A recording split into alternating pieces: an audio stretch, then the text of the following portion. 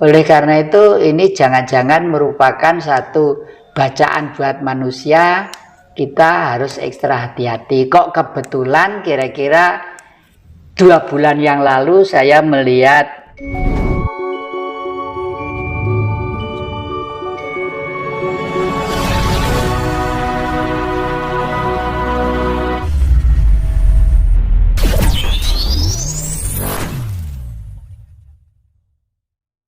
SMA kelas 3 waktu nyekar ke Yang Putri di Bendogrit, Blitar sana.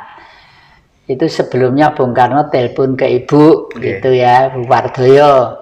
Karena saya sejak kecil, saya dan adik saya nomor 5 itu diambil anak pungut oleh beliau. Terus Pak D saya, Insinyur Sawito, itu dosen di ITB sana, dosen pertanian.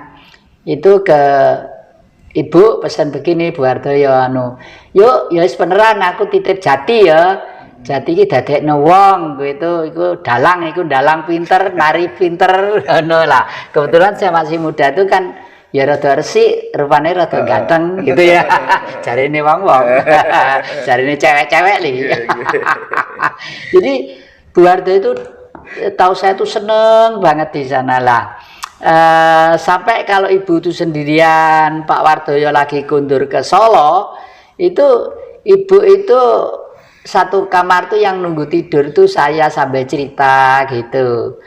Saya tidur di kamar, ibu di tempat tidur, saya di bawah gitu sambil cerita. Ibu tuh cerita macam-macam gitu. Nah, Bung Karno kamarnya sebelahnya. Nah, waktu itulah saya mengetahui betul bahwa Bung Karno itu orang besar nomor 1 di dunia. Tapi pribadi, perasaan dan pikirannya itu betul-betul nol total. Tidak merasa bahwa beliau itu orang pandai, orang jabatannya tinggi, orang kuasa. Di Blitar itu kan sering ada pagelaran wayang kulit. Dan dalang favoritnya itu Pak Gito Slotko dari Kademangan sana. Bung Karno itu ya kalau tidur dulu sore, tidur di kamar gitu. Setelah itu ya lihat sama-sama di tengah-tengah masyarakat gitu. Tengah-tengah masyarakat, cuma selalu pakai kopiah, itu memang selalu. Ya karena beliau itu nun sewu, ini rambutnya agak butak sedikit. Jadi nah dari sinilah saya betul-betul memahami. Oleh karena itu akhir-akhir ini saya lagi mencoba menulis buku yang sedang saya kerjakan. Saya tulis adalah Misteri Gunung Arjuna. Karena Gunung Arjuna itu merupakan gunung purba yang sudah mati kepundan kawahnya. Dan Bung Karno kenapa kok senang melihat wayang Purwo?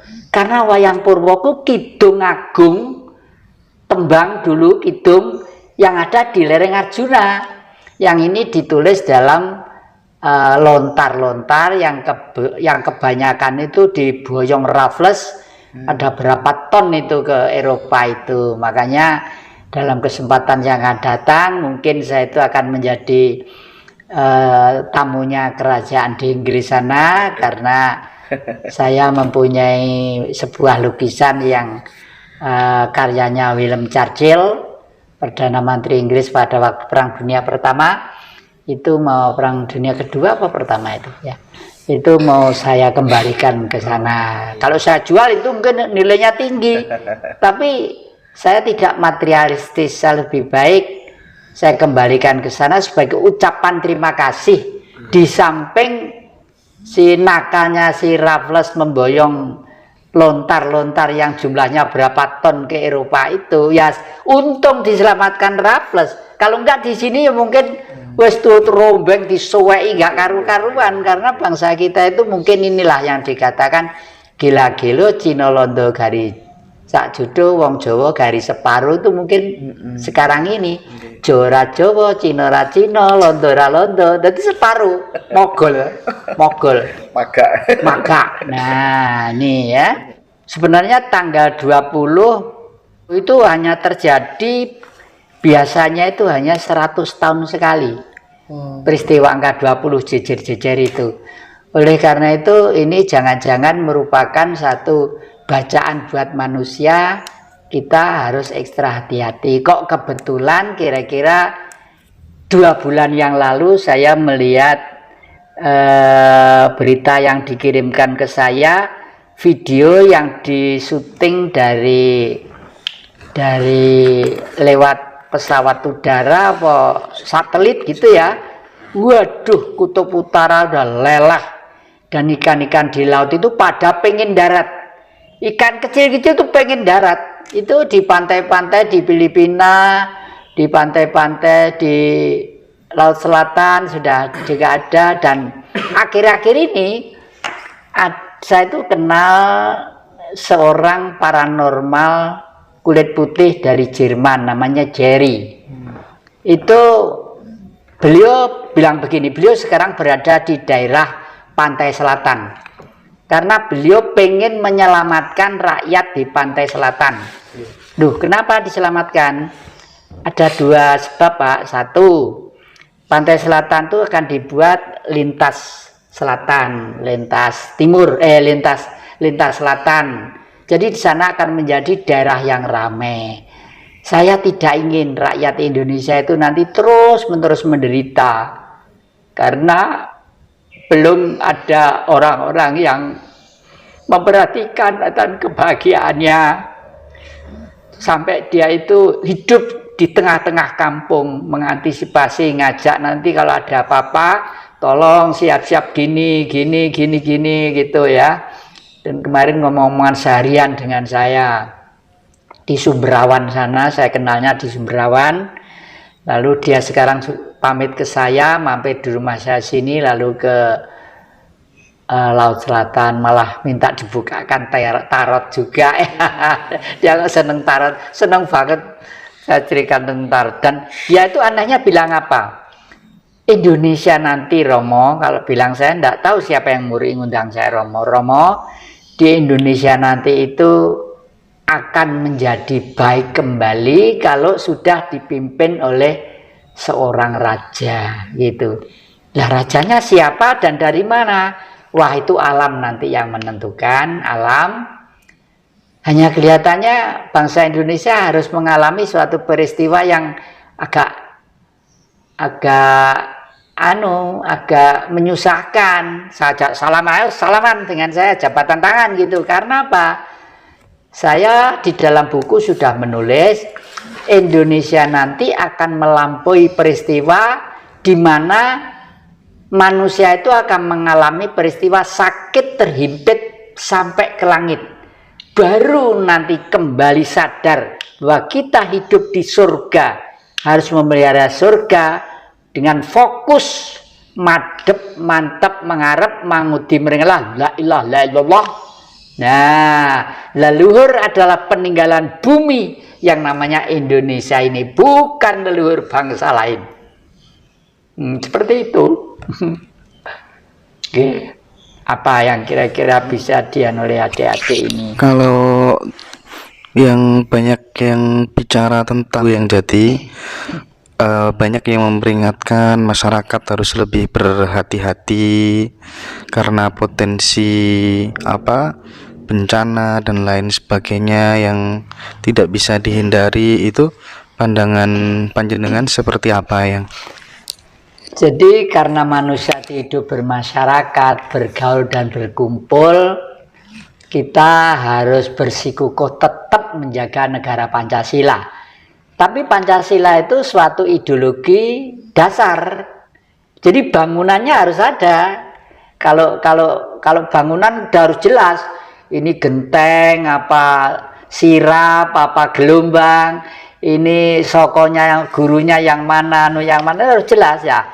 Oleh karena itu kita harus menengok sejarah perkembangan bangsa ini.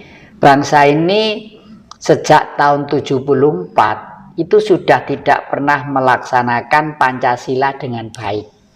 Karena Pancasila itu ada pendampingnya. Pancasila itu kan dipidatokan Bung Karno di depan sidang Dukur di Cumbujo Sakai pada waktu tanggal 1 Juni 1945. Tapi sebelum itu penggaliannya itu sudah ada. Penggaliannya itu sejak tanggal 4 Juli 1900 tahun 27. Setelah Bung Karno bertanya pada tokoh-tokoh lama, tokoh-tokoh agama, tokoh-tokoh sepuh, tokoh-tokoh ini apa, lalu Bung Karno pada waktu itu kuliah di ITB, berjalan-jalan di suatu desa, ketemu dengan masyarakat desa. Di sana ditanya, ada orang tuh kerja nyangkul di sawah, kerja keras, peluhnya itu diluweran, kena terik matahari, ndak pernah susah, ndak pernah masih kerja keras terus, tapi hidupnya kok miskin. Ditanya namanya Marhen. Nah, itulah sejarahnya. Jadi Marhen itu ternyata adalah bukan ideologi, nama orang yang kerja keras, pantang menyerah, punya tanah yang subur, punya kekayaan, tapi kok miskin. Apa yang buat miskin? Sistemnya. Oleh karena itu Bung Karno tidak pernah membenci kepada manusia, itu tidak pernah. Membenci Barat pun Bung Karno sebenarnya juga tidak pernah. Membenci Cina juga tidak pernah, membenci Arab juga tidak pernah. Justru Bung Karno mengakomodir semua itu dalam suatu wawasan yang dipidatokan di PBB ya, sekitar tahun 60 itu. The Five Principles of Indonesia, Belief of God, Nationalism, Humanity, Democratic, dan Social Justice. Jadi ketuhanan yang Maha Esa, kebangsaan, kemanusiaan, kerakyatan, dan keadilan sosial. Jadi, nah ini adalah pendampingnya Pancasila.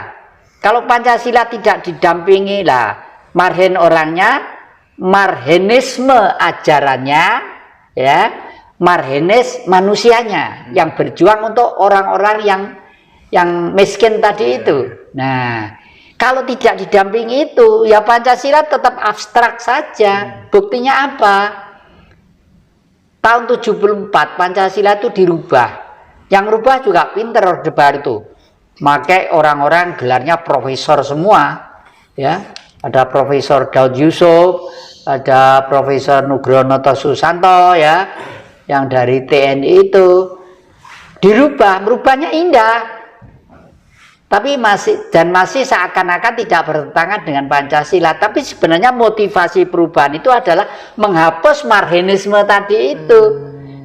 Karena apa? Kalau Marhenisme nanti tetap dipakai sebagai bahan bangsa, pendamping Pancasila ini, Indonesia itu tidak bisa dikuasai oleh asing. Karena kenapa VOC di sini 500 tahun? Karena pengen rempah-rempah, ya toh, pengen pala tadi itu loh ya. Di Eropa meskipun membuat hamburger, membuat roti, membuat Kentucky dan sebagainya, kalau tidak ada rempah-rempahnya rasanya sepo toh. Sepo. Nah, itulah makanya palapa itu adalah kekayaan yang besar di negeri ini.